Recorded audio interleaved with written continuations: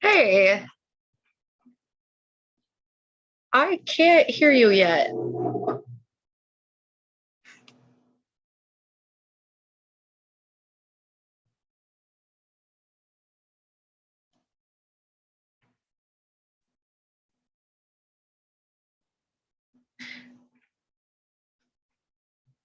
I can't hear you.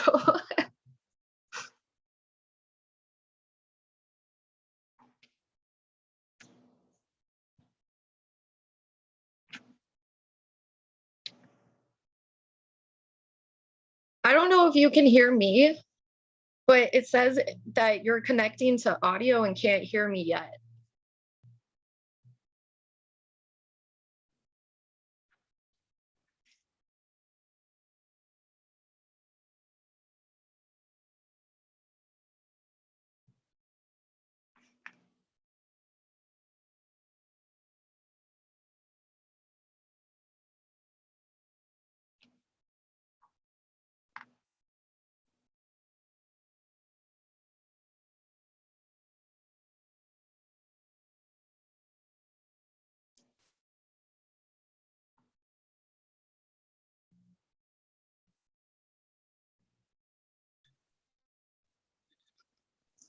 Hello? Oh, now I can hear you. Yeah, I don't know. It was so retarded. Like, I don't know what the fuck was going on there. So what's up? How are you? It's been a while. Yeah, it has been a while. I mean, just busy. Fucking crazy busy. Yeah, Running around like a jerk off. Yeah. Just trying to spin a lot of plates right now. Spinning a lot of plates. Yeah, I've been keeping up with your Facebook page and stuff. It looks like you are. So that's awesome though. You gotta stay busy, you know what I mean? Yeah, definitely, especially after this last year. But as you know, like Go ahead. Yeah, like as you know, like I'm a huge veteran supporter and I know you are too. So like I want to open this interview with giving our love and support to our amazing veterans all over the world. And Absolutely. Also like what geez, I ask this question all the time. Why am I blanking out? Oh my God. It's just been one of those crazy years. But like like oh my God, really? Yeah. Are you having a senior moment? It's called Jenna's coming out of a 14-year drug addiction moment in my brain. I'm relearning to do interviews again because like practically all of my interviews I was on painkillers or something.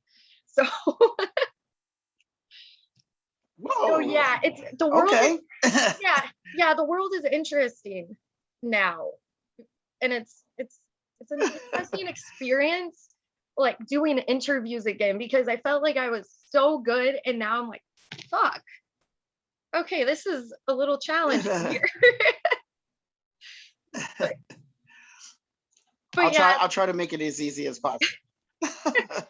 like I'm glad I'm interviewing you because like you're awesome. You are.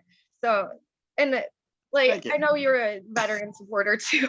So that's like here we go. What does it mean to you to support our veterans? What was that again? Say it one more time. Oh my God. What does it mean to you to support our veterans? I mean, really, I just think that you have to do something. I think that a lot of people complain about things and they don't do anything. That's most of our population, most of our citizenry. They love to complain about shit because that's just kind of, you know, what our culture has become. Everybody just complains about shit. The internet is full of people just complaining about shit all day long, but they don't do shit about it. They just love to talk shit. And I get that to an extent. Everybody needs to vent. And, you know, I think that times today are kind of like more as connected as people are via the internet and all the other forms of communication.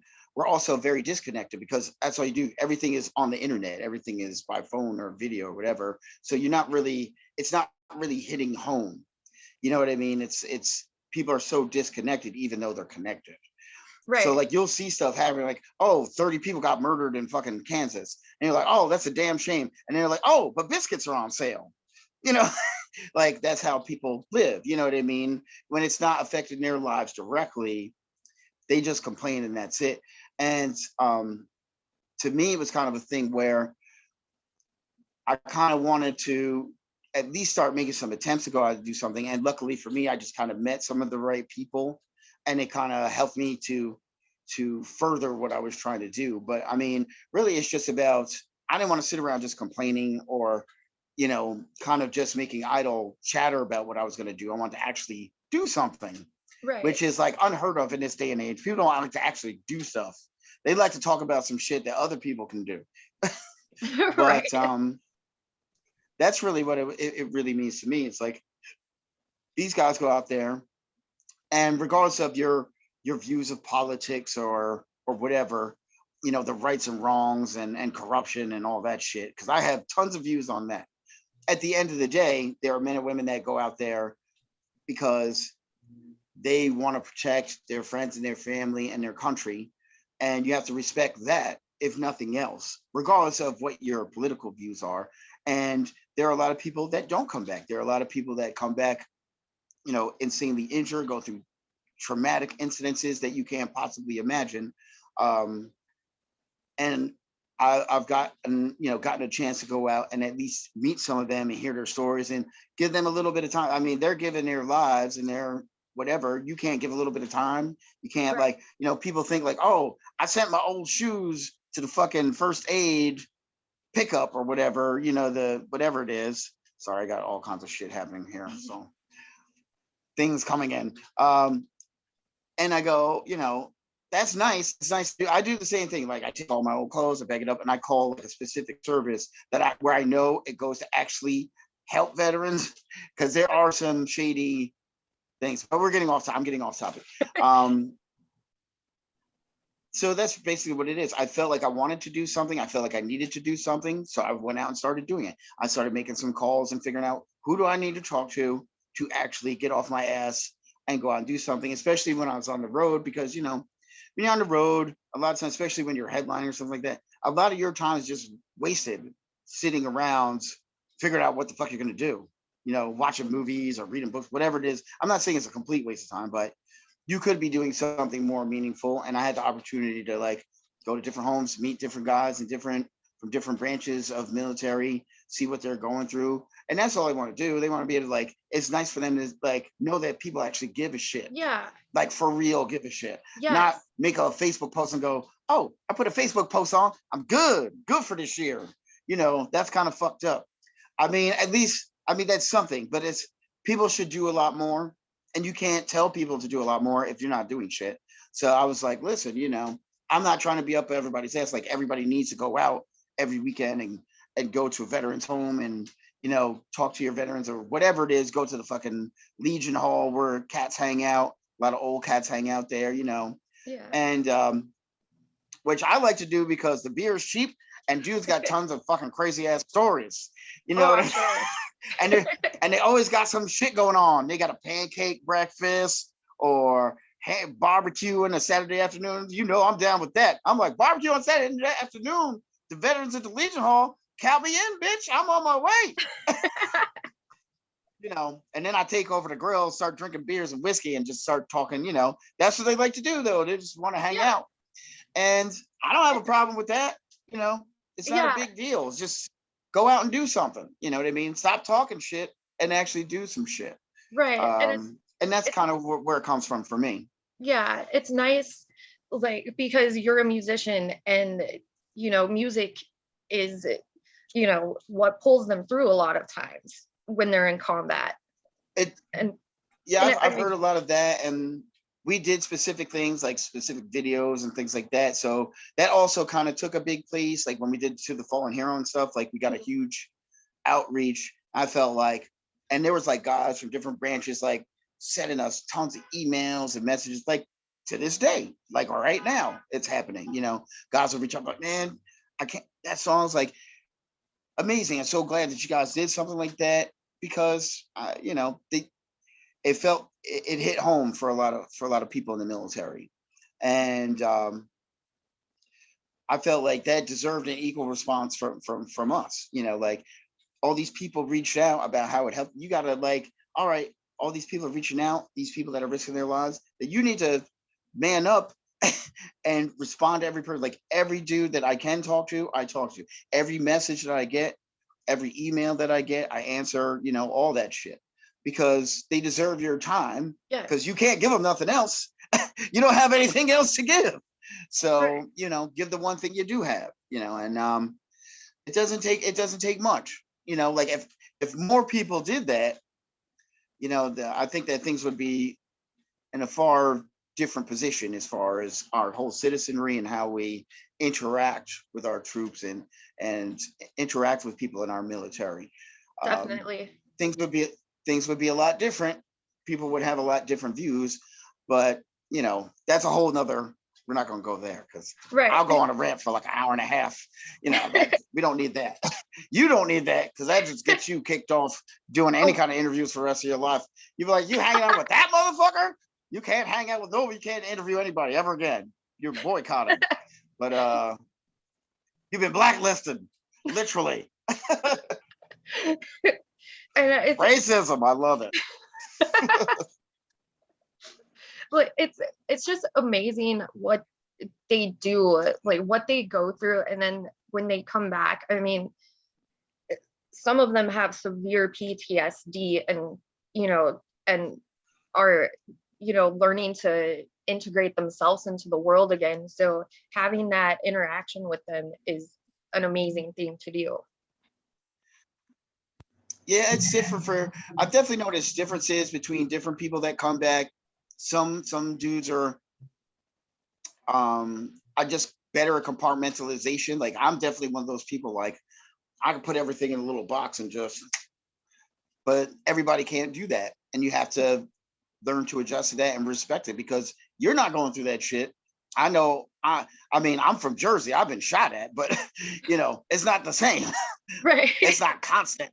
Right. And it's not all the time, every day, bombs and shit blowing up and people just plotting your death day after day. That's a hard strain to live under, It is. Where you just wake up every day and there's motherfuckers out there that are living to kill me. That's their entire goal, is to end my life.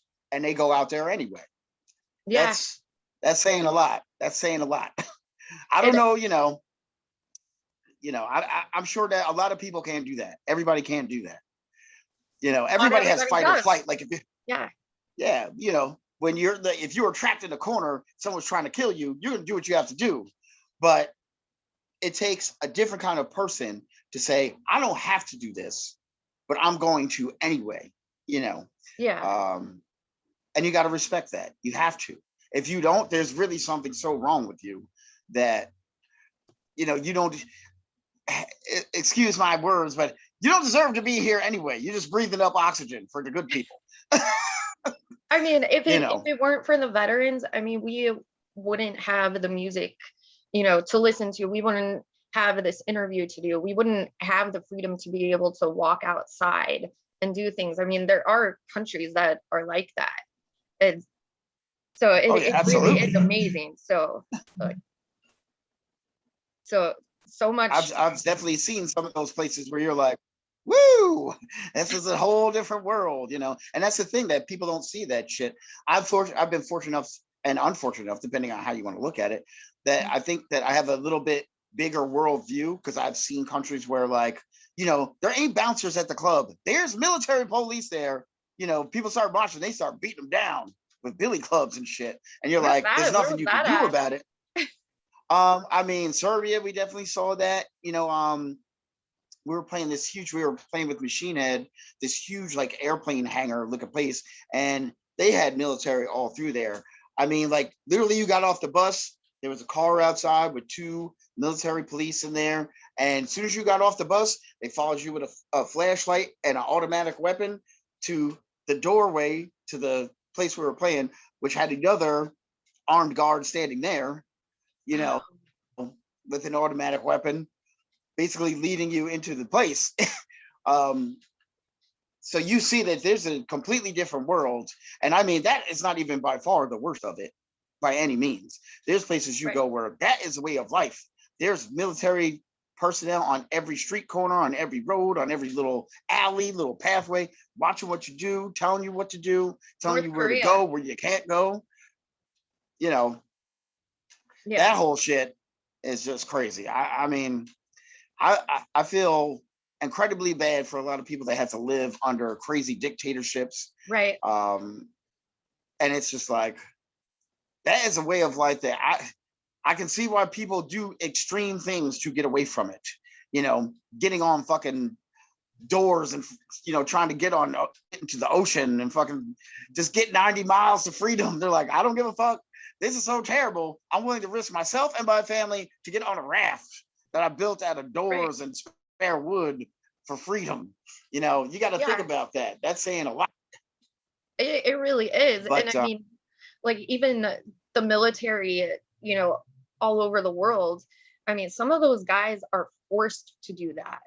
Some of the men and women both. Like, it's crazy. Oh yeah.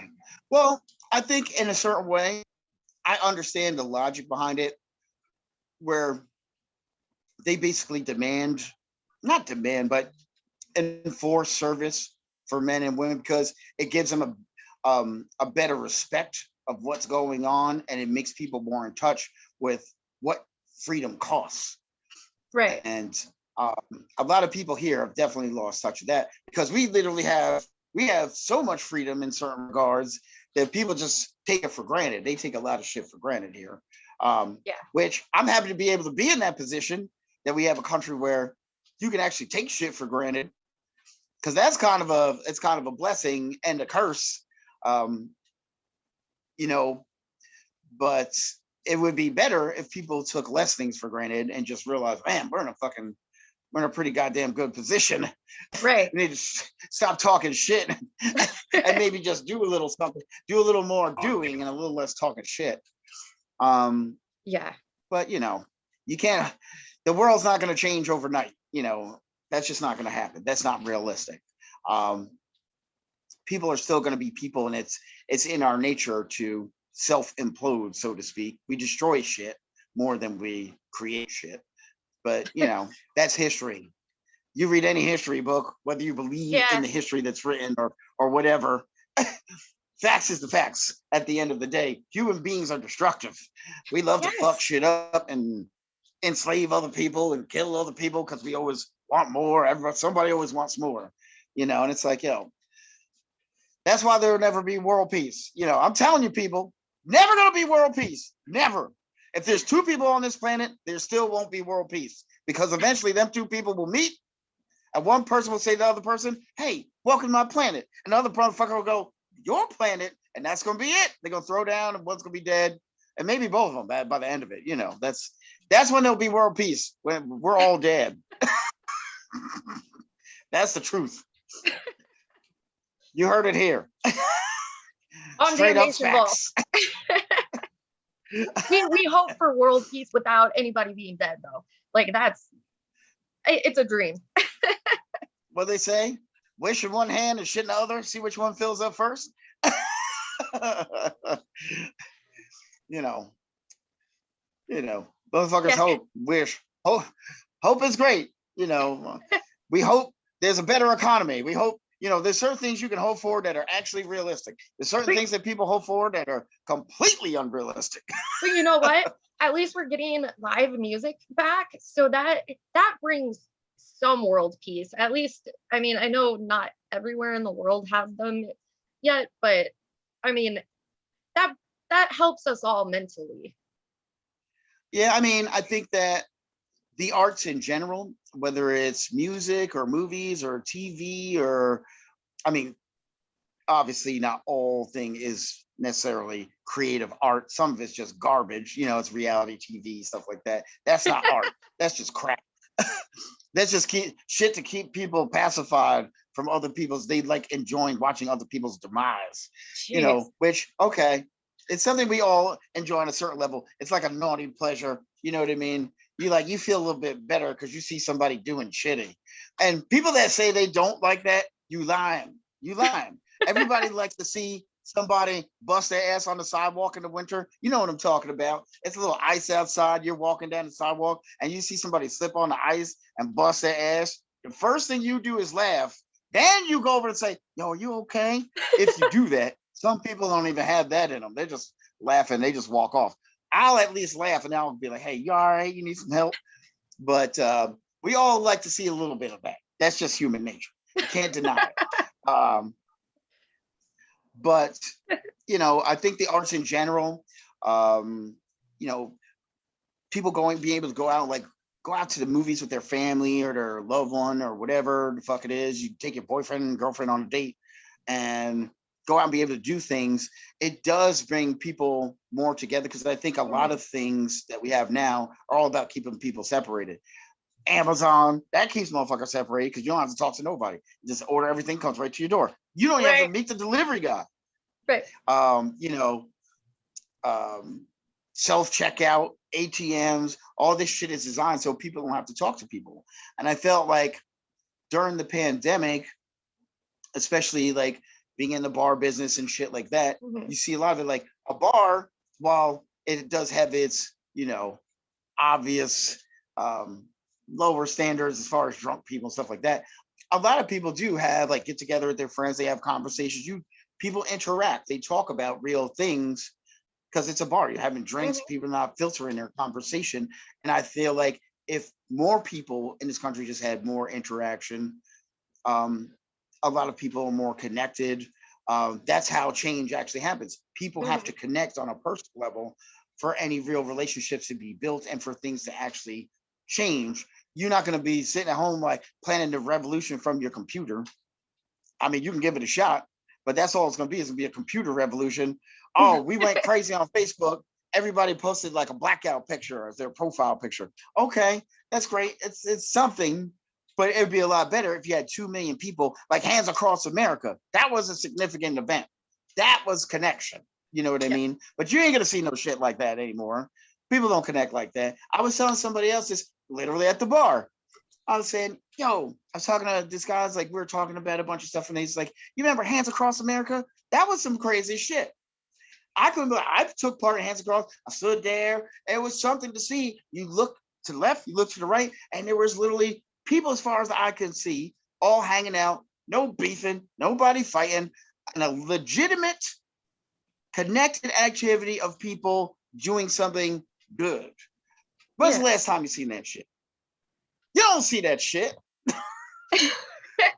Only time you see some shit like that is when something bad happens. A bunch of people get shot, then a bunch of people want to come out and protest, but then that erupts into violence too. It's like, it can't be just something good for the sake of doing something good. There's always something that negative that spawns it, and then that spawns more negativity somehow. I know we all can really remember. Positive. Well, I mean, at the same time, I'm gonna kind of play devil's advocate here. I'm really tired of people saying, I'm taking all the negativity out of my life. Everyone Taylor, you are not realistic. You are one of the dumbest, these bullshit, like ridiculous memes that are all over Facebook and stuff like that. It's like, if you take all the negativity out of your life and just accept positivity, that's all your life will be. That's some straight up bullshit. If you didn't have any negativity in your life, you wouldn't know what positivity is. There would be no positivity. It would just be the same as everything else. It'd be one thing.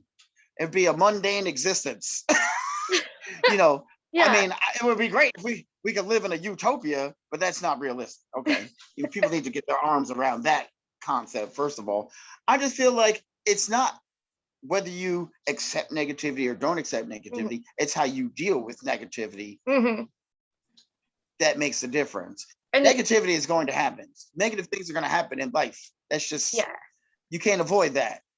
I know. Music. I don't care who you are. If you're the richest person in the world or the poorest person in the world, positive and negative things are going to happen in your life. How you deal with those things and how you let it affect your relationships with others is really what determines the overall outcome. Right. Yeah, and you know what? I'm gonna Music, focus and get all the negativity out of my life. Get the fuck out of here. you know, music is a great way to deal with that though, like whether it be writing it or just listening to it in general.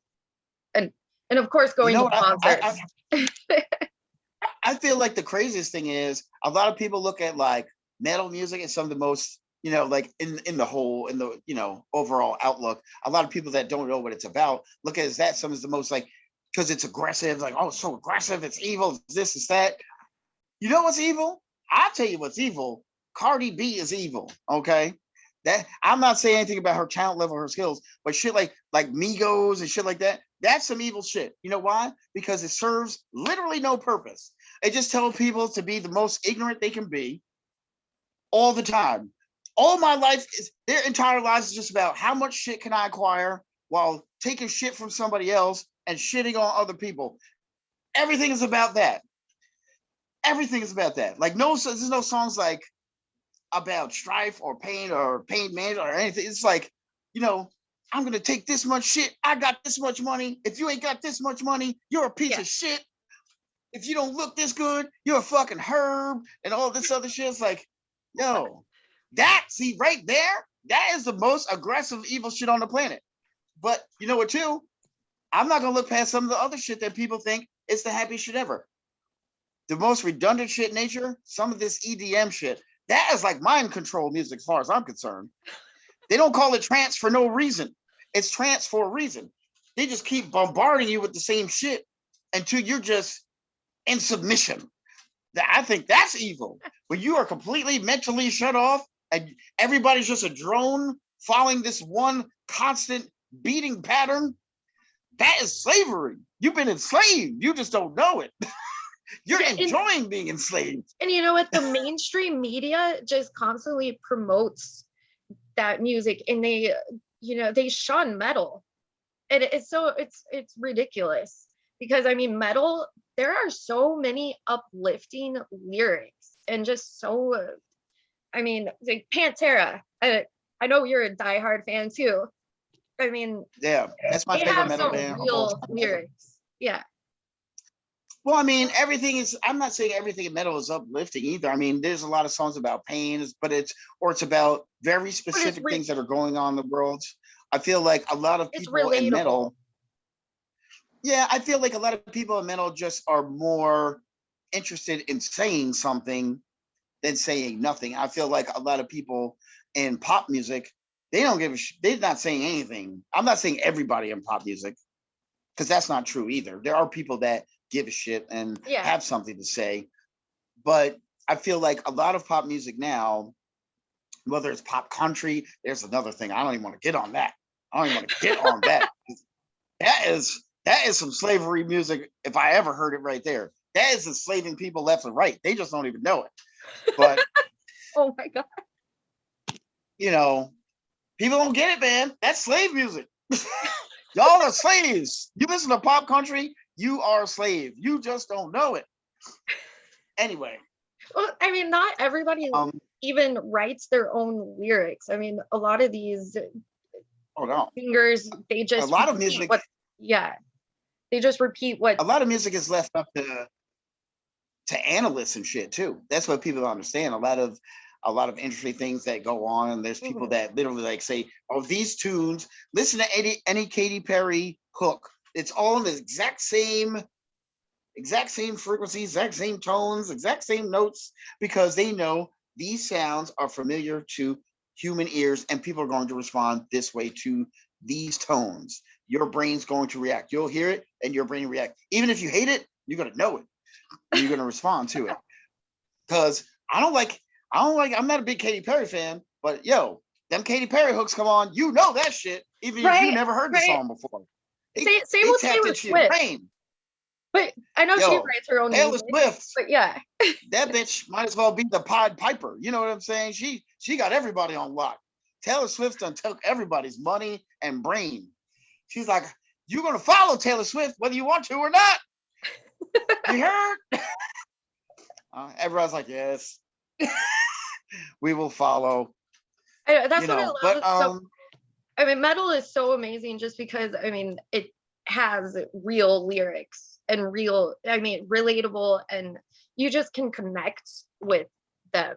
I mean, not every single band is like that, of course, but I mean, the majority of them that I've heard, yeah. Oh, and I mean, there's a lot of crap in the metal scene too. I'm not gonna name names. I could, but I don't want to get you kicked off. They'll just never Let's talk not to go you there. again. They'll be like, oh, you talking to that motherfucker? Let's airing this shit out. We can't talk to you no more. No one. You'll be ostracized. But I feel like there's a lot of crap out there, and not just lyrically. It's just that I feel like a lot of, whether it's punk or hardcore or metal, is based on a certain concept of outreach and rebellion and community and all these sort of principles, and which have long since been abandoned by many. Even though there's those that preach it still, they ain't living it. They just saying it because they just got so used to saying it that it's almost expected for them to say. Anyway, but there's just a lot of crap. Just recycle shit like, oh, well, we think this will sell if we put some 808s in here, mix it up like that. We know that's what's hot right now, but there's no other thought behind it. It's not even like songs. It's just an amalgamation of parts. Like, if we put these ingredients into it, then it's going to have this outcome, and music's not supposed to be about that. I don't think so. I mean, obviously there's certain things you're always looking to put, like if I'm writing In Flames is writing a record, you're going to get certain things. You're going to get some melody, going to get some rocking ass riffs. You're going to, there's certain things you're going to get, but at the same time, you can tell there's thought put into the shit. A good example I'd like to give is like Soundgarden. There's a band super catchy, wrote a lot of super catchy ass songs, but there's an integrity to it. There's a sincerity to it that people can feel and that I think that there's certain bands that exist and they really just don't need to. And it's only watering down, genres that could be really great and could just build better bands. But when you keep putting out shit ass bands and they get big, because, and then other bands go, oh man, they're big, let's do some more garbage like they did, and it just gets worse. So like, here's a good example. Pantera, Slipknot, Slayer, so on, filters down, Testament, all that, filters down to a Lamb of God, Shadows Fall, God Forbid, Chimera, Unearth, filters down, Trivium, Avenged Sevenfold, so on and so forth. That was all good. Then you get things like, all right, there was Korn. That was good. And then that whole wave kind of got drowned into the shit like Echo Brain. You know what I mean? We're just like, oh, what happened? Why? or like, I'm gonna say it. Dope. I said it. I put it out there. My bad. I said it. I'm just not feeling it. I'm not saying it. It's just not for me. Maybe I'm wrong. I'm just one person. But from my point of view, there's a long stretch between those two. You see what I'm saying? The filtration system didn't go so well. Certain times it goes good. Certain times it goes bad. You could easily say the same thing. It's like a Soundgarden, Stone Temple Pilots, Nirvana, Screaming Trees, that whole type of thing. Then eventually, it filtered down to say like A Puddle of Mud, which they got some hits. I'm not gonna lie. You can't lie. Some of them songs is hits, but some of them, Yeah. Like, you just I have like to say, some Puddle of Mud. I do. Yeah, you got to. Some of the songs are really good. They are. I'm not gonna lie. I Some saw of it just them. straight up trash. But that's how the world works. It's hard to write a hit though. I'm not gonna lie. I'm not saying I ever wrote one or that I've even been a part of one. I'm just saying it ain't easy. But I think you know what? I've been hearing Anti-Hero a lot lately. Like, it's been played a lot. Yeah, I mean, it's gotten a lot of play. It finally went over 1 million streams, which is pretty cool. I was like, wow, that really happened. When I found out, I saw the doc posted, I just started laughing. I was like, that's for real? I thought he faked it. I was like, dude, you photoshopping? what you doing out here? You out here with a fucking Adobe programs making shit up? I'm like, but no, it's real. Yeah. It's crazy too, because it's like, we were actually, Doc and I were talking about this the other day. It's like, it's crazy how much attention, kind of like resurgence of attention that God forbid has gotten with the band being gone. I mean, there's a lot of bands, like a lot of reunion things going on. Yeah. And there's a ton of stuff asking about our reunion stuff and Yeah, all of I've that. been seeing that a And, lot. yeah, it's been crazy. Like some of these memes are just brutal. Like I saw some stuff. It's funny, but it's kind of messed up where you're kind of like, it wasn't messed up against us. It was messed up against other people. But I was kind of like, wow, you people are cold as ice, man. I appreciate the love, you know, but damn, yeah, that it was in a positive towards us and negative towards some other people. But it's just crazy how much, how many people have just kind of just popped out and shown a lot of love for the band, and everybody's kind of like, and I'm the last dude in Jersey, so I hear this shit every day. When's the reunion? When's the reunion? When's the reunion? Well, I was like, yo, I am one dude. You can ask other dudes, there's this thing called the internet. You can talk to them anytime you want, and I've kind of just said, up until recently, like, when we started talking more about it and taking it a little bit more seriously because we actually had the time to do so, so it's a little bit more realistic. But it's like, I just told people, like, listen, I think it'll happen. I just don't know when it's going to happen. None of us really knows when.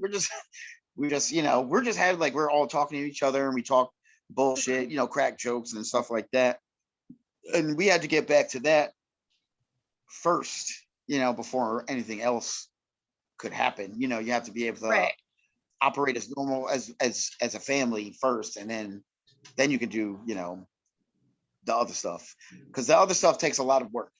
People are like, you just do a reunion show. Let me tell you something. We are about as far away from each other geographically as humanly possible in this country. Okay, Doc is in California.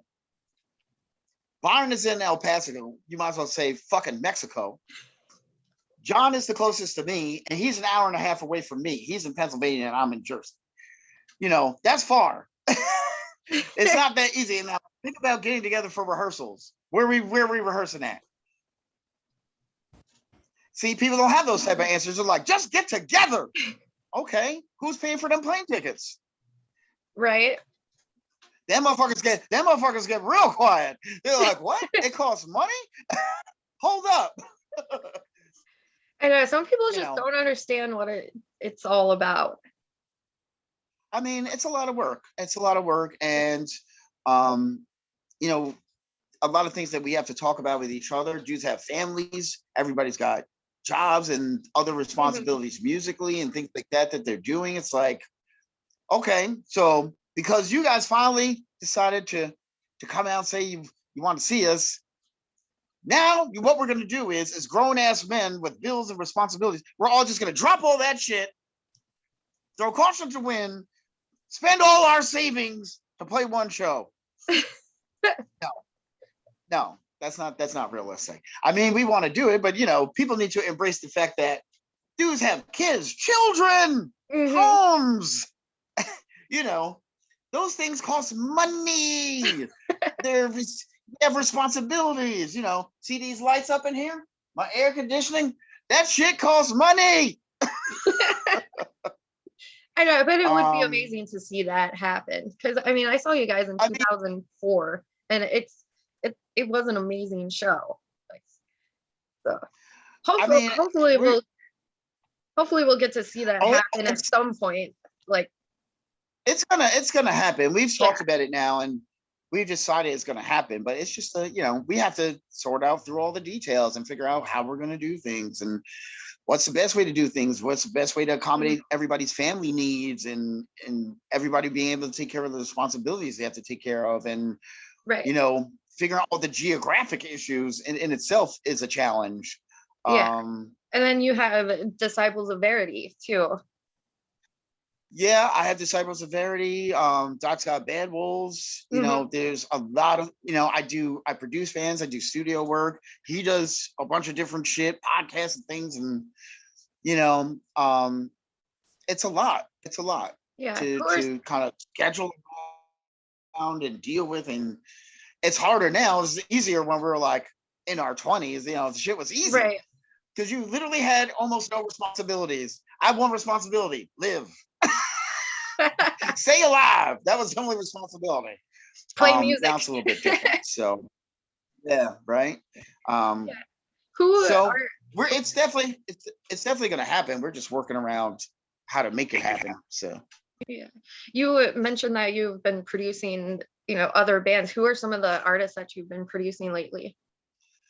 the last record I did is a band called Dissensions, a bunch of young guys from Pennsylvania, which I did their first EP, and then I just did their full length. Really talented guys. I started with them like I think there was only, when I first started working with them, there was only one guy old enough to drink in the band at the time. Oh, wow. They can all drink now, though. They can all drink now. But tons of talent. You can check them out on Spotify. They're called Dissensions. But the full length is coming out, and it's sick.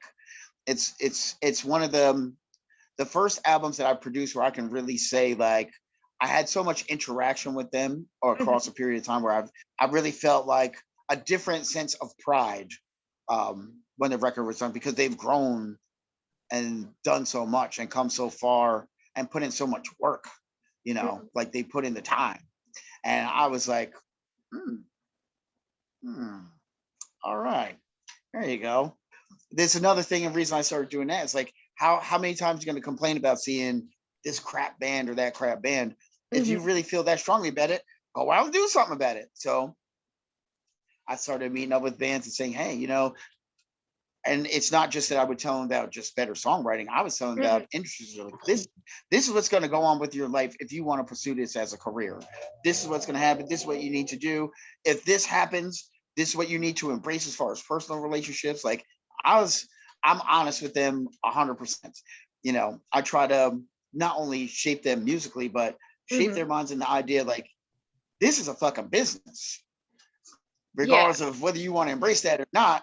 It ain't all just writing tunes and jamming out, drinking beers and whatever the fuck you thought it was from what used to be MTV or whatever you saw on YouTube. This is some real shit. Like, this is your life. So you better wrap your head around the idea that there's all these other details you need to embrace and how it's going to affect you, how it's going to affect your family, your significant other, if you got one. There's a lot to this you need to start thinking about. If you really want to do this, and that's the thing you need to make sure of. Do you really want to do this? And I think that, a lot of younger bands could benefit from that information. And any band that I talk to, people hit me up on Facebook or message me all the time. They ask me questions about stuff. I have no problem telling them, listen, man, this is what's really going on. Go out and find the information. Talk to people that know, wrap your head around the fact that you're going to have to compromise a lot of things in your life if you want to pursue this as a career. It's not like you just put out a great album and then boom, you're blown up, baby, riding buses, got thousands of dollars. That's not realistic. Okay. It's not how it goes. I mean, I'm sure in the 0.000001 percentile that's happened for somebody. I wouldn't know about that personally because, every situation I've been in, you worked and clawed for everything you got. And most of the bands I know, that's what they did. They put in a lot of time, spent a lot of time away from their loved ones touring, which is great to do, but it's hard. It's hard on your personal life. It's hard on your motherfucking wallet, for sure. So if you're thinking about blowing up and getting rich, then don't do this, make sure you love it. But Dissension I did a couple of death metal bands, which aren't really like a band from Chicago, a couple other bands. I did some Jersey bands out here, Negative Sky, which George from DOV, I did his other band's album. Nice. I did a band called Burial Man, which made a great album, and then they broke up. See, there's a prime example.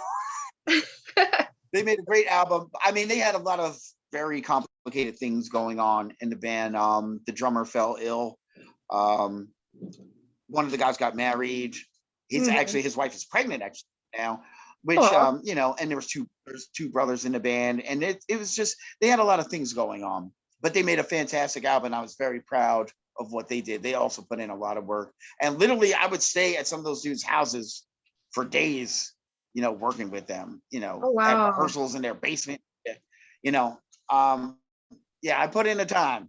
So everything that I did but I did it by choice. Like I picked those bands, you know what I mean? Like I Yeah. went out and saw them, saw whatever I saw in them, and I made a conscious decision, like, okay, I'm gonna get involved. Um, which I'm fortunate enough to be in that position where it's not like I'm forced to do anything. You know what I mean? I Right. just kind of like, if I see a band that I think has some spark or potential, and I'll proposition them. Some of them proposition me. And I mean, I have bands send me like endless demos, which I apologize to all of you. Well, some of you, because it's literally physically impossible for me to hear every one of those, but I'm giving it my best shot. I literally listen to a shitload of demos every day, but I got a lot. And I think if I lived 100 years, I would still not get through all this material. It's not going to happen, but I'm giving it my shot. I'm giving it the best shot I can. But but I've been pretty fortunate where I've met a lot of good kids, a lot of younger dudes that are very respectful of what they're doing, and they put in the time and they put in the work, and they've made some great products, you know. Yeah. I think Dissensions is really a band that you will hear a lot about in the future. There are some people that I could mention from industry that are already interested in them. Hmm. And I'm just kind of like, you guys just take it slow, you pay attention. You know, you don't get too many wrong decisions in this business, so be smart. Be smart as you can, Right. you know. And with Disciples of Verity, I mean, you guys released your album in October through the pandemic. So, and there is a song that, from what I saw on YouTube, that you guys wrote about what was going on, the lost ones. I mean, that Or song was maybe it was written quite a while dedicated to ago. it. I'll tell you this. This is how this band happened. This was the most Okay. accidental band in history. So basically what happened was Corey Glover wanted to do a heavy project, something heavy. Okay. He had a mutual friend, this guy Smitty. I don't know if you know Smitty, huge Smitty, big black dude, like 6'5", like 320 pounds. Anyway, I don't think so. a lot of people know who he is. If you saw him, once you see him once, you know exactly who the fuck he is for the rest of your life. But anyway, so Smitty was working with Glover. He was also managing a bunch of bands from South Jersey, Negative Sky included, George's old band. And so they hooked up. George started writing some riffs. So I get a call one day asking me to help him finish the album and produce the album. So I started going down all the time, sorting through riffs, putting songs together, whatever. We finally get it done. And I thought that was it. I was like, okay, that was cool, man. Let me know how it goes. And I disappeared and went back to the shit I was doing. And I get a call like 2 weeks later, like, hey, you coming to the photo shoot? I was like, photo shoot for what? He was like, the band photo shoot. I was like, what band? What you talking about? I had no idea what the fuck he was talking about. That shit has already zeroed out of my brain completely. He's like, you came down here every day for this. We wrote this. You know what I'm talking about? So I ended up at the photo shoot, and then Glover rolled up on me, and he has a way about him. Let's just say this, where he's kind of like saying positive things about you, but it doesn't seem like it's ass kissing, and it seems very sincere, but he's very smooth with his shit. You know, it was all, oh, brother, so happy to have you in the band. I'm really digging the grooves of blah, blah, blah. I was like, what? I was like, no, wait a minute, hold up. And then, You so didn't that even know you were in happened. the And then band. 2 weeks, no. And then 2 weeks later, George is like, hey, can you come record these drums for these songs? I was like, what songs? What are you talking about? Again, I had zeroed this shit out of my head and forgot all about it. So I basically went in cold and just fucking wrote the parts on the spot, studio, tracked the drums. Next thing I know, I'm in the band. That's how it happened. it was some Mr. Magoo shit to the nth power. You know what I mean? Like, what the fuck kind of shit is this? Like, we hadn't even talked about it as a joke. Hey, you want to join the band? Ha ha. That kind of thing. Wasn't none of that. Wow. It was just like one day I woke up and I was in the band. That's how it went. That's I was like, cool, this is messed.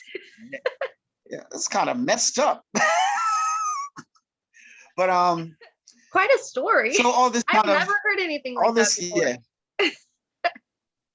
Well, that's not how shit usually happens, to be honest.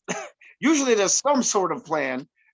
George likes to tell you he had a plan, but he didn't. He fell ass backwards into some shit, and that's how it just worked out.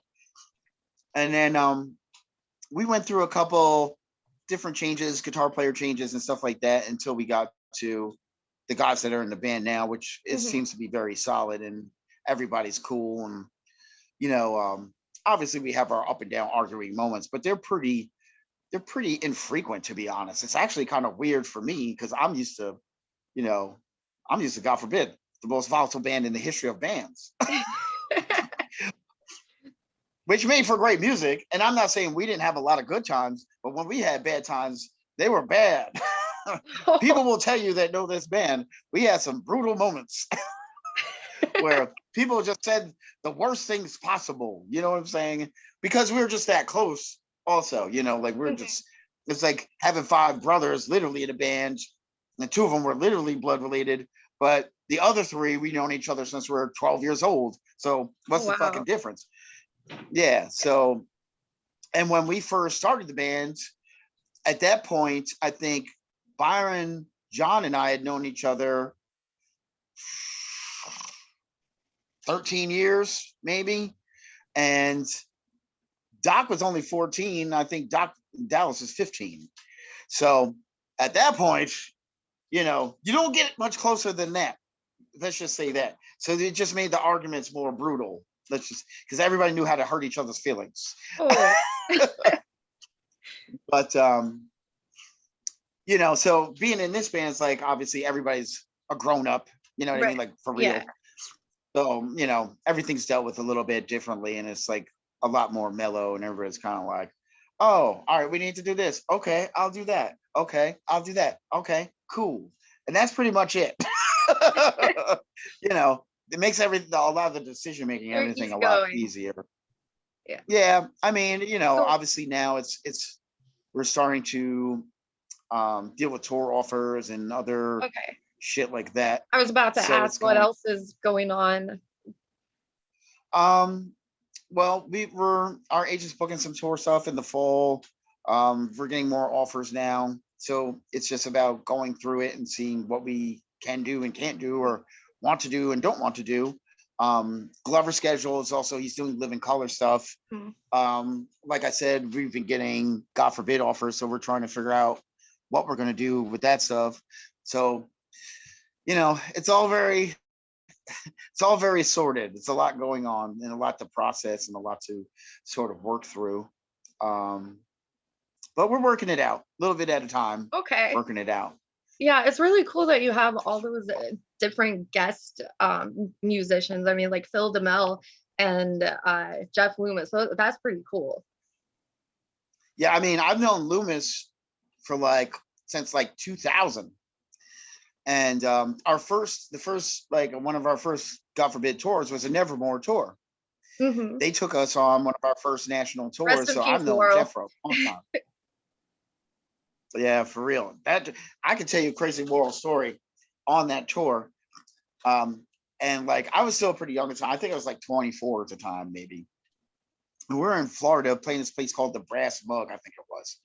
And I was hungover. I wanted some water. He had some water. I was like, oh, can I get some water? He hands me the water bottle full of vodka. Now keep in mind, it's 9:30 in the morning. So I go to start chugging this thing. It's like, I was like, ah! And he's laughing. They're all laughing in my face. The shit was, we had some good times with those guys, man. They were, they taught us a lot about being on the road and, sort of what the life was about and what was going on in the industry. Like a lot of, they had been around it for so long that they educated us on a lot of things. But, and then Dimmel, Phil's the man, just in general. He's just a nice ass dude. I think He you could be a is. stranger off the street and you can come up to him and be like, Phil, I really love your guitar playing, man. Can you play me a solo right now? He'd be like, hold on, let me get my guitar. He's just that kind of dude. But and I think he was a little reluctant at first just because it wasn't really like the song that he soloed on wasn't really like something he would normally write like riffs like that too. And he was like, oh man, I don't know if I'm gonna be able. I was like, man, listen, you got this under control. Just hammer this shit out. And then literally like a couple days later, he sent me a video of the solo. I was like, man, this motherfucker's so good. I just you don't got anything bad to say. What are you gonna say? He's a good person. He's a great player. It's like, if you got something bad to say about Phil Demmel, we all going to war. Somebody gonna get their ass beat. But he's just a great friend and an all-around good dude. Jeff as well, like one of the most humble human beings, despite his immensely ridiculous amount of talent. He's like he still believes he sucks on days. Like, come on, man. You need to just stop. Just stop. No, his playing is mind-blowing. Yeah, he's ridiculous. He's embarrassingly good. Like, dude, you sucking up all the talent. We have to start bleeding you out just to get some back. But yeah, we were very fortunate. And then like Morgan Rhodes played drums on a podcast. He's just another just genuinely nice dude, man. Talented, just nice dude, you know. And a lot of people, and Tara jumped in, who was in Kitty, now in Nice Horse, blowing up the world, doing some very happy pop country kind of music, but she can fucking play her ass off. She's like, oh, when I called her, I hit her up. I was like, hey, I want you, I was hoping that you could do a solo for this new project that I'm doing. And she said, oh, I haven't done some metal in a minute. She's like, hell yeah, I'll do this shit. And then I actually posted the video. I got to post this shit up again at some point. When she's doing the writing her solo, she's shooting video of the solo because I asked them all to shoot some video. She is into that shit. She's like feeling it. She's making mad gestures. I was like, man, Tara's feeling it. Now I'm feeling it. So, but again, there's another person that's like, she's just super fucking cool, man. Just like one of the nicest people that you could ever meet in your life. Like, I've never heard her say anything bad about anybody, like ever. Aww. And I've heard her say a lot of other words, like curse words and stuff. I'm not saying she's an angel, because when that girl gets some whiskey in her, boy, she's a party.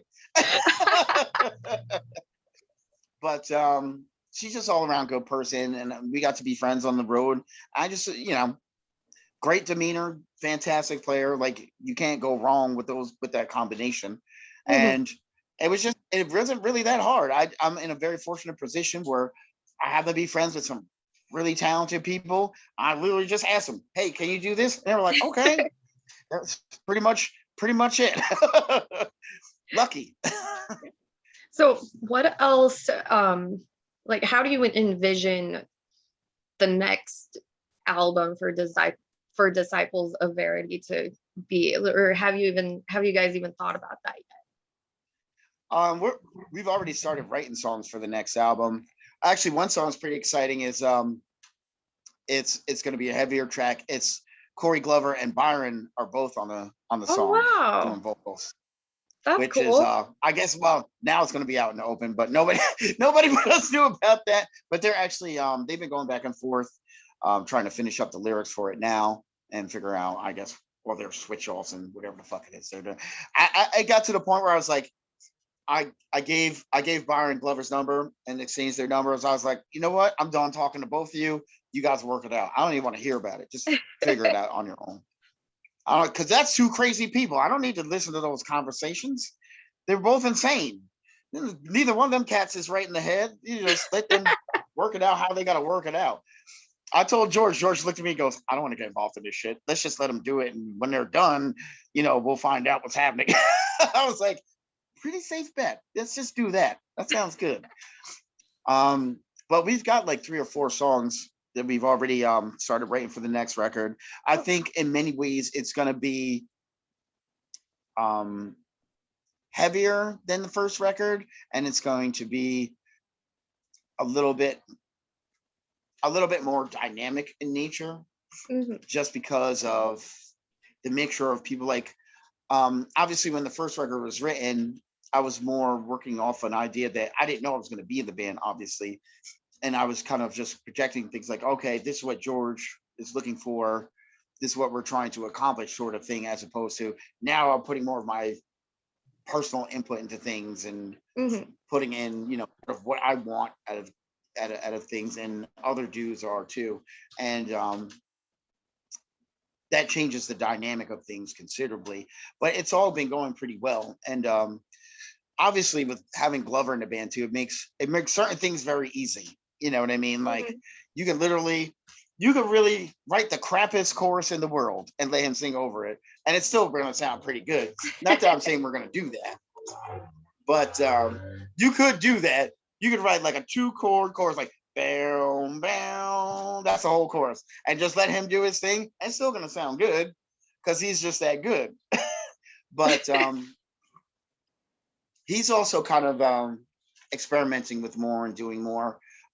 Trying different vocal approaches. Like he's never going to be screaming and shit like that. And we told him, like, that's not necessary for you to do. That's not what you do. And I think it would sound insincere if he did it. And he doesn't want to do that.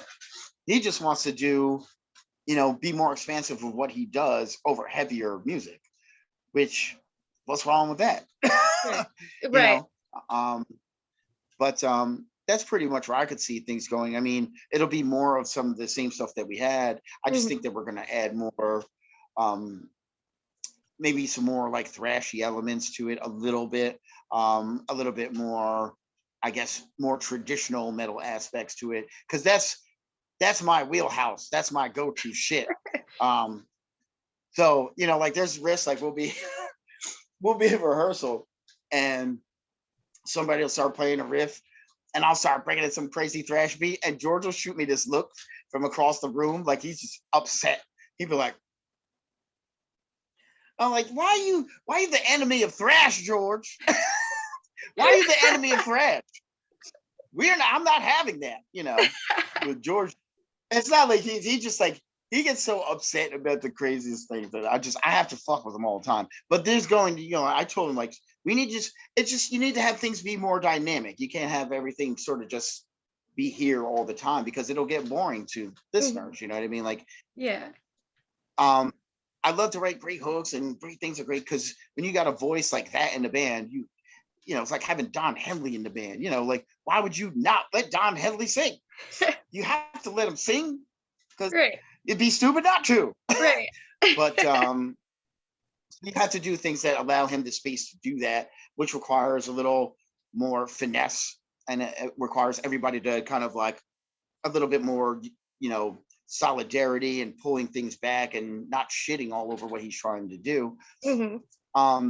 But I don't think that should discourage us from, you know, writing songs that are more in depth and do have those different textures and a little bit of fury, a little bit of, you know, anger to them, a little bit of up tempo, you know, get your pulse racing a little bit. I never wanted to write any songs where I'm just kind of like mired down the whole time. Like I'm not that lazy, I guess. I can't sit back there and just be back there in a trance. I got to be doing something. So, but I think it's going to get just a little bit more diverse because there's more inputs, and we're getting to know each other a little bit more too. Like we're playing around each other more. Obviously, when the first album was done, it was pretty much just done in George's basement. Like the original drums weren't even like, we just programmed all that shit through Superior Drummer initially. And then I went and tracked most of the stuff, and then Morgan Rose did a couple tracks. So it wasn't like we were all in the room jamming, writing those songs organically. It was like, all right, it's George showed me some riffs, ripping shit apart, telling him how much this sucked and that sucked. And then we get into arguments and then change this around and this around. And then eventually we came up with, all right, this is cohesive and that's cohesive. And then we, you know, kind of fine tune it. And that's how the first album was done, as opposed to now where everybody's there, everybody's making remarks. Like it's more organic. So it's going to have, of course, different chemistry. You're going to come up with a little bit different product. Okay. Yeah. And like another question, I guess I could have asked this earlier, but I'm just going to ask it now. Like, like we're at Damnation Vault all about, mental health and how, music really, it brings you out of dark places. So like, what are some songs or albums for that matter, that you have listened to that really have pulled you out of those dark moments? I mean, I guess I have dark moments, but they're pretty fleeting. I'm far too vain, I guess, to have too many dark moments. Oh, that's good. I love myself too much. I love myself too much. Like even in the worst of times, I'm just like, fuck it. I'm gonna be okay. I'm terrible like that. Great mentality to have. I'm a person of low character. You see, that's what it is. I guess I don't care enough about certain things. So it's just like, I don't really feel that bad. Mm-hmm. Like certain shit has happened to me where I definitely probably should have felt worse. But I was just kind of like, I sort of shrugged it off. And it's kind of went about my business. I also came from a family where that's just what you did. Like my grandfather was not trying to have none of that shit when I was a kid. You could fall out of a tree and bust your face on the ground, be bleeding from your eyes and nose. He'd be like, listen, you need to get up and stop that crying shit. You don't play that. My grandfather didn't have any of that shit. And my brothers definitely didn't have any of that shit.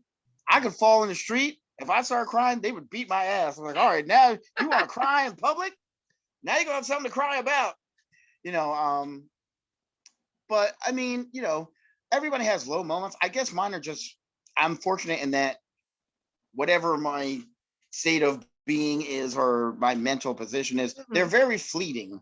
Like they kind of come and they go. Like I'll dwell for a couple minutes and then I just start thinking about ways to deal with it. And I just kind of, but I do know tons of people where they are, I guess in certain ways I've taken that for granted. And then I started meeting more people that is definitely not their default setting. Their default setting is I am down.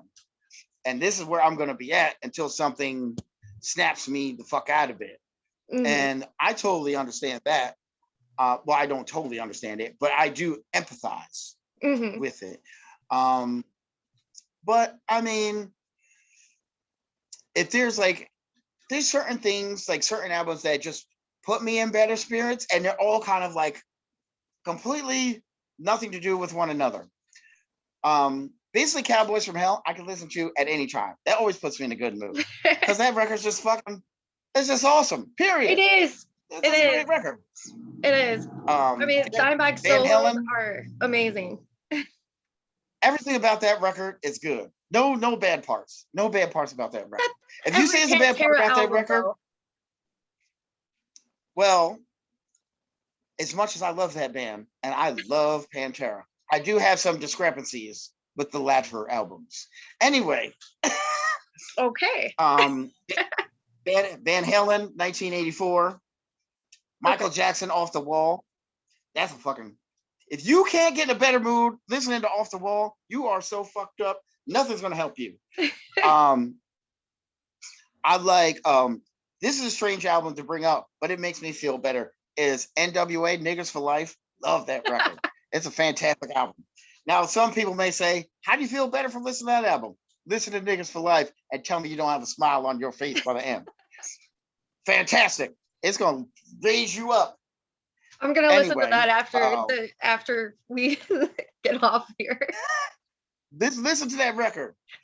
You be in the house feeling it. I'm just saying. Right.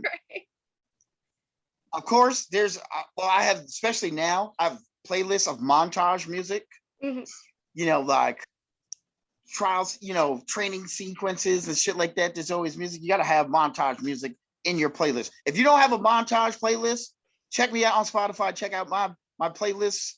I have tons of montage music that will raise you up out of dark spots. Okay. And if you're wondering what songs to listen to, hit me up. I will send you a track listing. There's any James Brown record except for the Big Payback, because that had some depressing shit on it. But any other James Brown record, you can listen to every James Brown record. That's going to lift you up. Stevie Wonder records. I mean, there's some depressing shit on that, but it's still good. Just makes you feel good. Herbie Hancock.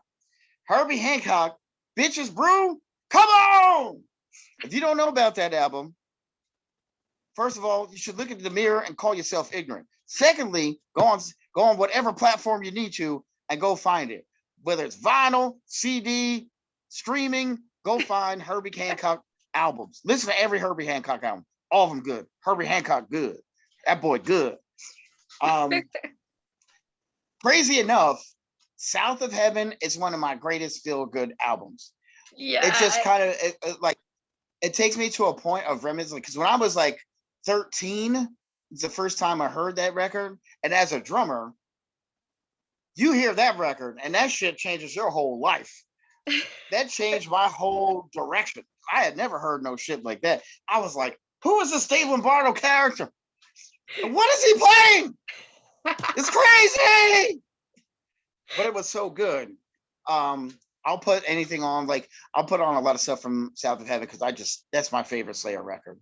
And Exodus, Impact is Imminent is one of my favorite. Like that record gets you up and going. That makes you do some shit. You start doing some housework. You'll be dusting shit you ain't never cleaned before in your life. You'll clean your fireplace. I'm telling you, that shit gets you amped up. Nuclear Assault, Critical Mass, that shit is dope. That will just the sound on that record. It's so like biting and it's super trebly, but their riffs are just, they're not trying to let you relax. You better do something. You better do some push-ups or clean the toilet. You better be doing something.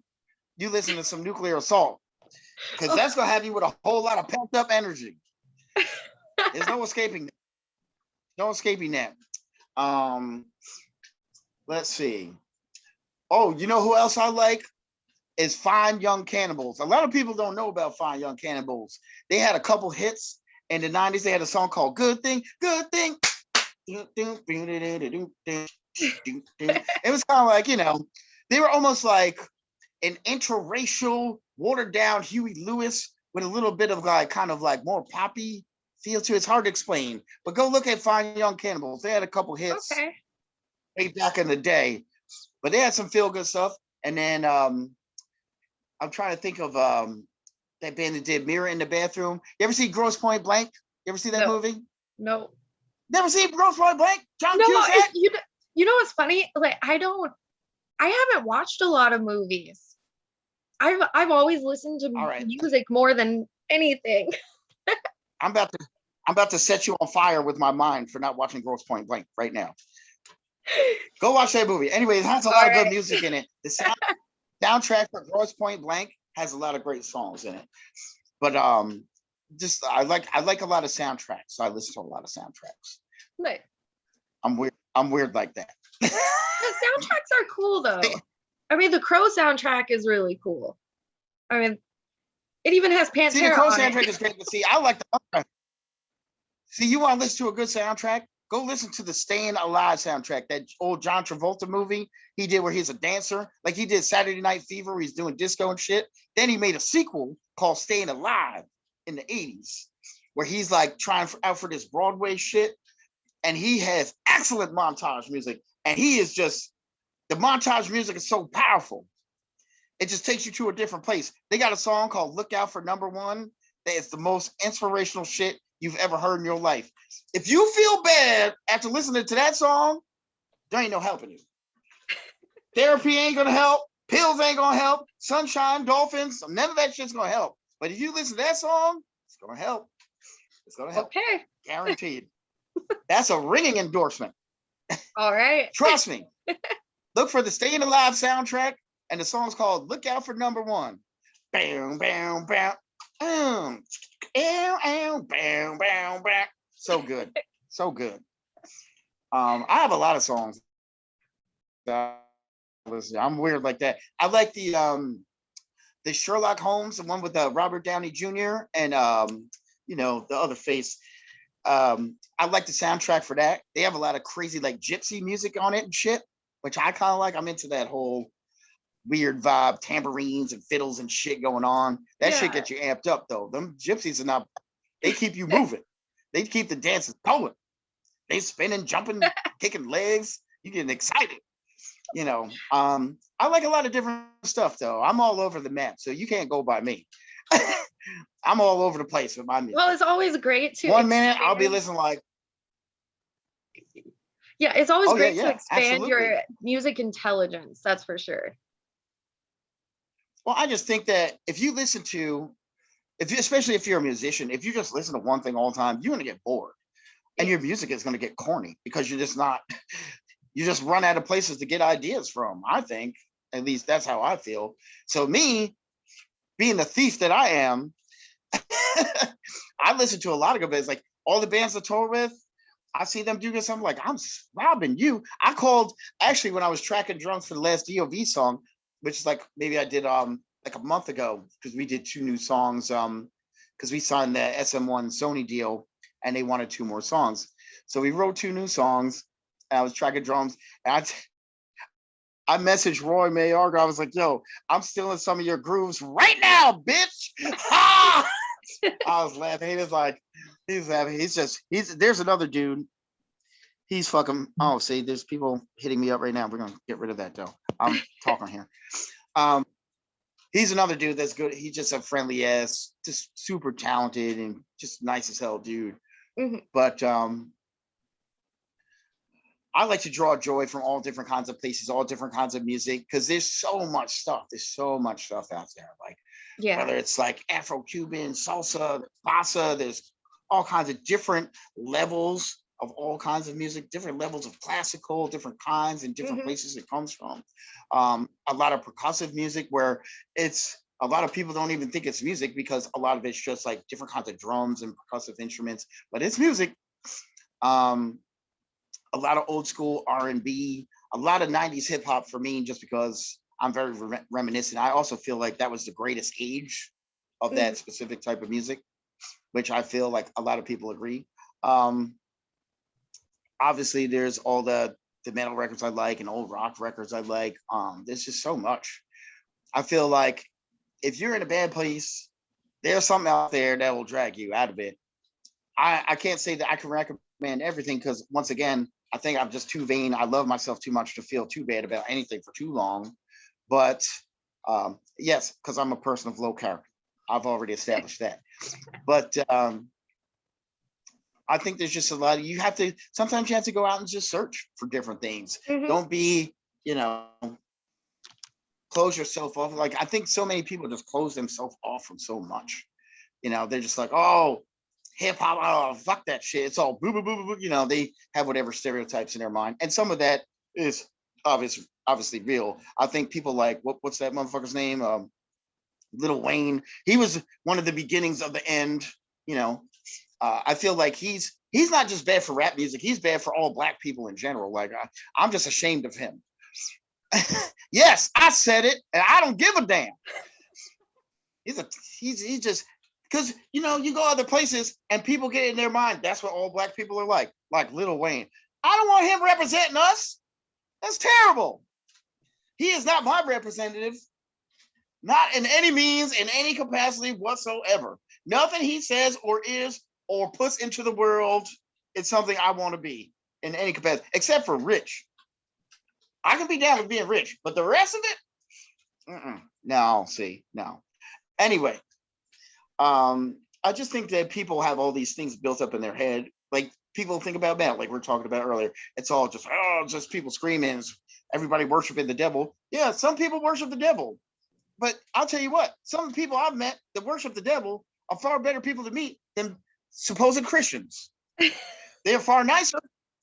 You know what I mean? They're not making no judgments. They're usually, hey, you want to drink? You want to hang out? Blah, blah, blah, blah, blah. They ain't pushing their religion on me either. You go and meet some Christians, the first thing out of their mouth is damning you. So maybe we should hang out with more Satan worshipers. I don't know. But people get all these stereotypes in their mind about different kinds of music. And I think that some of it, while it may be true, in every style of music, well, hold on, almost every style of music, there's somebody that does it great and it's probably worth paying attention to. And if there's one person, there's probably more than one. So you should just go out and figure out who that person is that does that style of music that you actually like. Like, well, there's certain exceptions, like reggaeton. I'm not ever listening to reggaeton. I don't even accept that as a musical genre. I don't even accept that. That's where I'm going with that. Now, reggae music, surprisingly enough, I'm not a big reggae music fan, but there is some stuff I like a lot. I think it's really good. People be like, you don't like reggae? Motherfucker, because I'm black, I gotta like reggae? No, I don't have to like reggae. Because I smoke weed, I gotta like reggae. Everybody that smokes weed don't like reggae.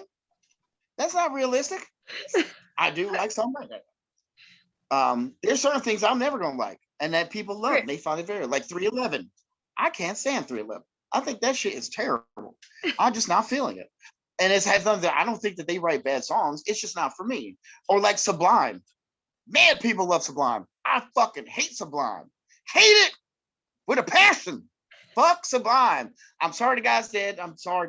I'm not trying to disrespect, but it's just terrible. I don't like it. It's not for me. But you know, I think that you just have to go out and find things from different areas and different genres of music, and maybe it takes a little effort. But motherfuckers are sitting around searching, streaming, whatever the fuck anyway. That's why they come up with all these different platforms, is so that you literally have unlimited resources to find almost anything you want to hear. I know Twitch is a really cool platform. Yes. Yeah. I'm not on Twitch because I don't have the motivation or the time right now, but you got to get on it. I'm also not, it's awesome. I mean, it is awesome. I just, you know, I feel like I'm doing enough stuff that's requiring enough work that I'm not ready to add another thing just yet. I need to like delete something somewhere, and then I can start adding more stuff. Right now, it's like anytime I have to just sit around and watch Netflix for like a couple hours, I'm taking advantage of that time. I'm not trying to jump on Twitch right then. I'm trying to sit there and eat some tortilla chips and watch Happy Endings or whatever the fuck it is I'm watching on Netflix at the time, and do as little as humanly possible for those couple hours, and then go ahead and get that other 4 hours of sleep a night that I can get. You know, I'm trying to keep it like that. I got enough stuff to do. Fair enough. It's definitely a cool platform. I think that there's a lot of things out there where it's just like, you know, put in a little effort, go out and look for something that's different from what you normally listen to. Or in some cases, there's got to be some friend or somebody you could talk to on Facebook. Hey, complete stranger, I don't know, but only on Facebook. What's in your playlist? I'm sure it's different from yours. You know, it might be worth the effort. Yeah, and I'm a crazy person. I know. I know you mentioned. I'm aware. You mentioned smoking weed a few minutes ago. So, like, and you were telling me about you're doing like this business with. Am I pronouncing this right? GUUDLifestyle, or is it Good? It's you can say good is fine. Okay. Yeah, so basically my business partner, he started a company called Cali Care Group in California, which kind of blew up, and it is actually openly traded in Canada. Like, it blew up that much. Wow. And it's got like a delivery service all over Southern California. And he moved out to Vegas, and we got to talking because he's just like he's a metal fan, he's a hardcore fan, and he likes Killswitch, like, God forbid. We were talking about just shooting the shit back and forth on Instagram one day, and he was telling me like basically how he wanted to do more in the scene. Like, he used to throw shows in California back in the day, and he wanted to do something else. And we kind of came up with this idea for this company, Tour Support, which was a CBD company, basically coming up with different CBD products geared around people that were on the road, to help ease pain and deal with the many tortures on the road. And it just sort of evolved and is gone much further than I expected or imagined, either one of us. And it's still growing and changing. But you know, so I ended up getting involved in the cannabis business, and it was one of those Mr. Magoo type of moments. I was just sitting there bullshitting with the guy that we were friendly, and next thing I know, here we go. And it's turned out quite well. Yeah, it's cool that We have a there's store kava. in Vegas. Yeah, it's cool that there are kava products because you don't see that too much. It's just starting to kind of take a foothold, and there's not a lot of kava friendly places yet, but I'm sure that there will be. We're actually talking about opening like a kava, like I wanted to open like a kava juice bar because we have a store in Vegas already. And I wanted to open like a kava juice or like a yogurt bar, like have yogurt shakes, kava yogurt shakes and stuff like that. Nice. Because I'm a fat bastard and I love treats. And so we started talking about that, but we just started doing like kava refreshers and syrups and stuff, and the kava shots, which I'll tell you what, man, I slept on it for a long time. And then like when we first started getting into it, obviously they shipped me a bunch of products because you want to know what the fuck you're talking about. Right. Right. So I started taking it like doing the kava shots first before I went into like the root and all that shit. And I just started mixing it with my iced tea. I'd take a little kava shot, mix it in my iced tea, and I was kind of like, man. But you notice the effects, definitely. Yeah. You definitely notice the effects pretty quickly. Really good for anxiety. You just feel generally, yes, absolutely. You just feel generally better. Yeah. Like every day just feels a little bit better. You're just like, man, it's not so shitty today. It's relaxing. It's a little bit better somehow. And you know what? I have to say, like kava is really good for going through opiate withdrawals. It helps take that edge off. I've heard that. I can't say that I know firsthand. Not that I've never done opiates. I mean, I toured for 18 years. I've pretty much done everything under the sun at some point or another across that time period. I'm no angel, and I don't make judgments on anybody's lifestyle. You do what you want.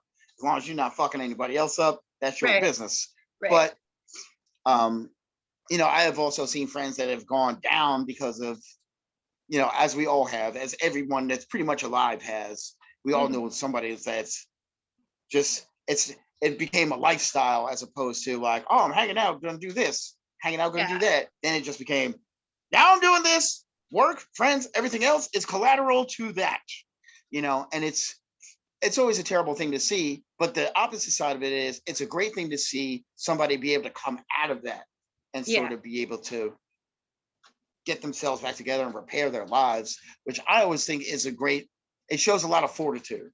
It shows a lot of strength, because that's not an easy thing to do by any means, from what I've seen, Yeah, and no, it's like it's not. Yeah, 'cause it is a battle, that's for sure. I mean, I've definitely seen friends going through it, and I've had friends that I've lost, and I've had friends that have come back from it, and you see how much better they feel, and they're like a different person. It's like crazy. Like, it's so crazy. Like, you're so much better to be around. You're so much better to be around now. But it's liberating too, because you have a freedom, more of a freedom. Like, it's like with painkillers and stuff, you don't even realize it until you're in a really bad mental place, like how much they fuck with you. But like when you're off of them, it's like a new type of freedom, because you're like, oh, I don't have to wake up without taking something anymore. I don't have to go to bed without taking something anymore. You don't even know how you've got in that place either. Like, it's crazy what these chemicals can do to you. So, because you just become CBD, so reliant on them to function. Yeah, and so many people and it's the same thing with not just opiates, but I have friends like, we've all seen those friends that get hooked on shit where it's like, if they don't have that line of meth, they are not going to be the same person. They're just going to lay there all day in a dark room that's uncleaned. And you're just like, damn, this is sad. I can't, it's terrible to watch. But at the same time, it takes a certain type of person to pull themselves out of a situation, because you can't pull someone out, despite what people tell you. I in my experience, you can't pull somebody out. You have to wait till they want to make a change. That's the only way that it's going to happen. That is very true. Yeah. It's like you see that they're just relying on it. Like, okay, I got to go to work or whatever it is, pills, whatever it is they got to do to function. It's like they become like, I can't do anything unless I have this. And that's fucking, you know, I've joked about that with weed, but that's not really the truth. I do a lot of things without smoking weed. Yeah. I don't really have to, but sometimes I do. I mean, weed is another thing that helped me get out of, you know, my addiction. I mean, it just, especially when you meditate, like it just, I don't know, it helps. Weed is fantastic. It is. It opens your mind too. Like, it's just, anytime you can think about things, your problems or whatever decisions you have to make from a calmer head and a less stressed place, you're always going to make better decisions. When you're frantic or you're fucking emotionally down or whatever the case may be, you're always going to make worse decisions because they're not made from a clear place. You know, not to say that every weed decision is a good decision, because some people make Skittles pizzas. Okay, that's not a good decision ever. That does not sound. And I'm saying that because no, it's horrifying. I literally just saw this past weekend. A friend of mine's girlfriend made this Skittles pizza. I just looked at her with a look. I was mortified that she even attempted it, and even more mortified that she proceeded to get people to eat it. I was like, I'm not eating that. Oh no, it had sauce on it. It was a plain pizza with Skittles candies sprinkled about it. With marinara as the sauce? pizza heated up. Oh yeah, and the Skittle, cheese? like the shells kind of like melted into the cheese and shit. It was like, I was mortified. I was like, what are you doing?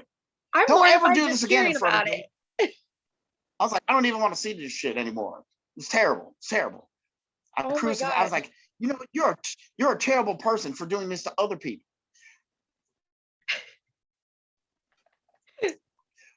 But anyway, we got to wrap this up too. I gotta go take care of my little kitten. I can hear. I did not even realize it was close to 7 o'clock here. That's crazy. It's been so much fun and so entertaining. You have done like giving me such an entertaining interview. I haven't laughed like this in a long time, so thank you. You're most welcome. I didn't really. I like to make people laugh. Yeah, I didn't really ask too many questions. I mean, you were easy on me, so thank you. Some people think I'm funny. I don't know. Some people say that. I debate with that sometimes. Sometimes, I don't know, maybe I'm funny. Sometimes people get offended. I've learned to just kind of take it as it comes. It's all I can do. I just be myself, and then you either hate it or you laugh. Most people laugh though. I think it's the delivery. I have a non-aggressive delivery. Yeah, very high. I know this because I've never been slapped by a girl. So that's when you know you have a non-aggressive delivery. Because I've said some outrageous things to women, which I've gone after I said, I go, oh, did I just say that? I shouldn't have said that. And they go, oh, Corey's so funny. I'm like, yes, I got it off. I'm not saying that's what people should do. Okay, let's get that clear. All right. Let's just put that out there. Respect the ladies. Unless they ask you not to. And then that's a different story. That's for private time. Yeah, I gotta wrap this up too. My friend is popping his head in here. All right. Well, it's been fun, and it's good to see you and talk to you and all that kind of stuff. So good to see you too. Thank you so much for this interview. Thank you for having me, and I'm sure I'll see you sooner than later. Yes, definitely. Especially I'll be out on the road in the fall, so hopefully I'll see you sometime out there. You gotta come up to North Dakota. We need more metal up here. Look, North Dakota. Yeah. I got stranded there once. We got stranded there for a couple of days once. But if I get into that story, we won't get off here. So we'll save that for another time. Yeah, next time. All right. Yeah, bring some metal up here. We don't like there are very, very few metal shows that come here. We're getting a little more, like 1 or 2 more per year, it seems like. but yeah. Well, it is North Dakota. I know that Bible Belt is a girdle. But the thing is, there are so like working the bars, you find out that there are a shitload of metalheads here, which is a lot of Pantera fans too, which is even more awesome. Like when I was working the bars out here, they would like people would come in and play Pantera all the time on the jukebox. So that was awesome. So yes, bring some metal up here. I will try. I will talk to our agent. All right. See if we can work something out. All right. You take care of yourself, and I'll talk to you soon. All right. See ya. Later. Bye.